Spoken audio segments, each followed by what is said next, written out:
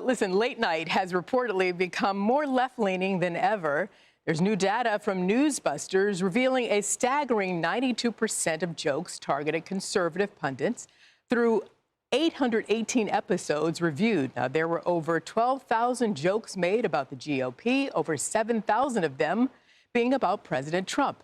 Now, when it comes to hosting various guests, the difference in political views are as radical as ever.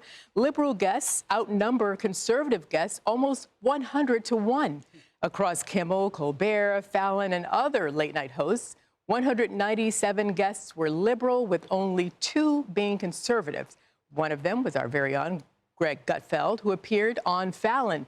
Now, another study finding similar data about The View. Among their 341 guests in 2025, only 2 of them were conservative, and those 2 leaning guests, well, it was HHS Secretary Kennedy's wife, Cheryl Hines, and Congresswoman Marjorie Taylor Greene.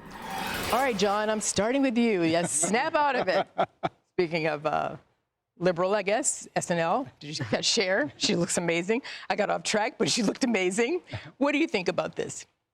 Well, this explains why no one watches late-night TV anymore. I looked up the figures, and Johnny Carson would average about 17 million viewers a night, 17 million in a smaller country.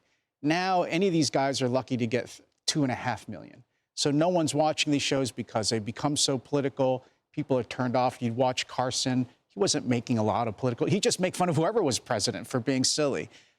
And this is why someone like Gutfeld, I was amazed when I looked these figures up. Gutfeld is now the #1 late-night show host. People pay money to watch Gutfeld late at night. So that explains the other thing. But I think the answer is we should all go on and have our own late-night show. Obviously, we would do way better, and we would promise to be nicer to the guests and not make long political speeches. And we'd do really well in the ratings, too. And we could have Nicki Minaj on and double the number of conservative guests on late-night TV. So listen, I mean, they definitely don't make them like Johnny Carson anymore, that's for sure. But Lisa, John is saying how Carson got like 17 million viewers a night and what have you. And now, but with such splintered viewing options, it's no wonder that these folks are making, have a much smaller audience. So is it that because there's so many options out there, or do you feel that the audiences are turning them off? Well, one, I appreciate John's enthusiasm for us and our ability to be funny and tell jokes. I'm not sure easy. I share the same level of,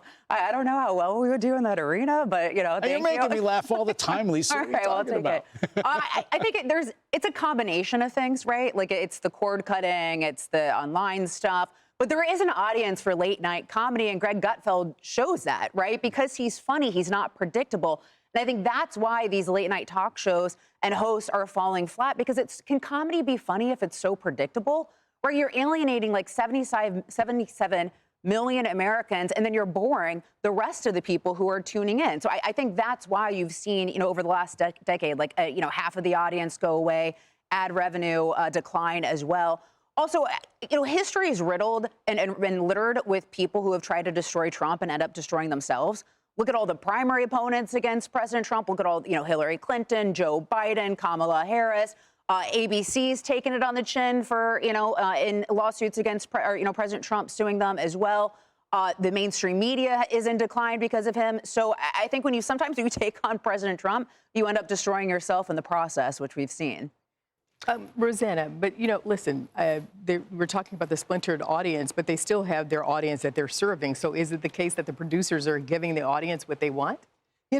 Possibly, because I know when Greg was on Jimmy Fallon, he did a fantastic job. But Jimmy Fallon got some blowback by having Greg Gutfeld on. And listen, Greg is the king of late-night TV.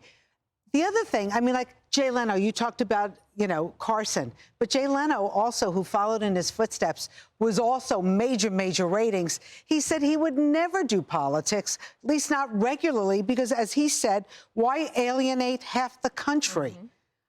I think, and also, you're not just poking fun at the leaders, you're poking fun at the people who believe in those leaders. You're calling them out. You're deplorables. You're whatever. It's not funny. Well, it's not funny. It's kind of like going to a music concert, too. You turn on these shows so you can laugh, period. All right. Hey, it's Will Kane. Click here to subscribe to the Fox News channel on YouTube. It's the best way to get our latest interviews and highlights. And click to subscribe to the Will Kane podcast for full episodes right now.